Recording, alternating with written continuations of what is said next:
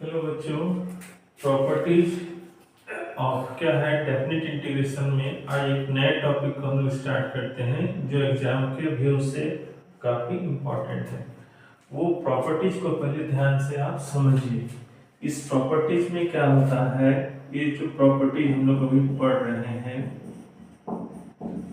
इसमें ध्यान देंगे कि लोअर लिमिट और अपर लिमिट सेम होता है। ध्यान दीजिएगा, इसमें लोअर लिमिट और अपर लिमिट दोनों सेम होगा। लोअर लिमिट में माइनस होगा और अपर लिमिट में प्लस रहेगा।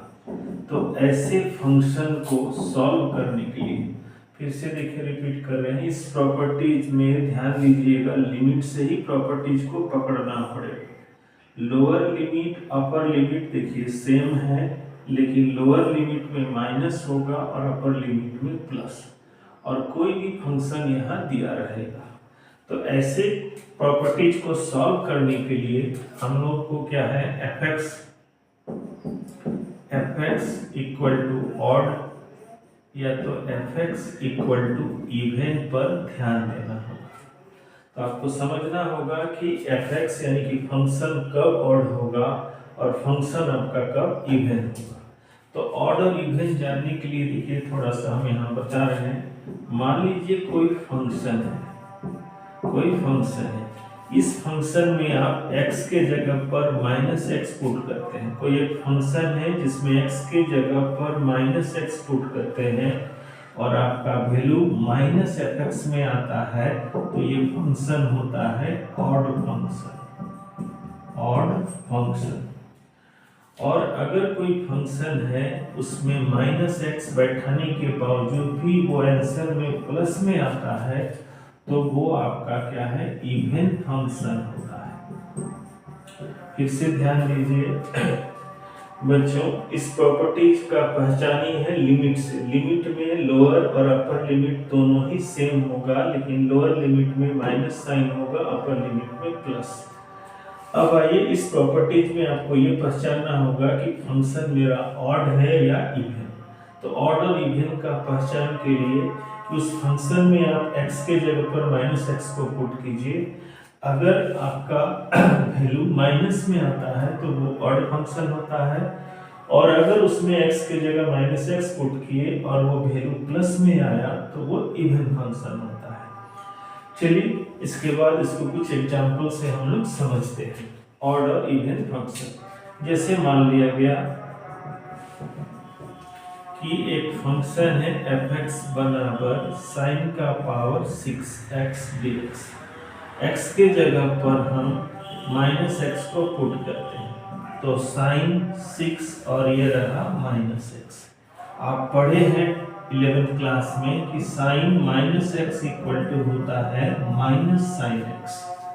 तो चलिए चलते हैं कि साइन माइनस एक्स का माइनस बाहर आएगा और पावर जो है उसको हम बाहर रख रहे हैं। तो माइनस साइन को अगर 6 बार यानी कि 6 बार अगर मल्टीप्लाई करेंगे तो ये प्लस हो जाएगा, यानी कि साइन का पावर 6 है।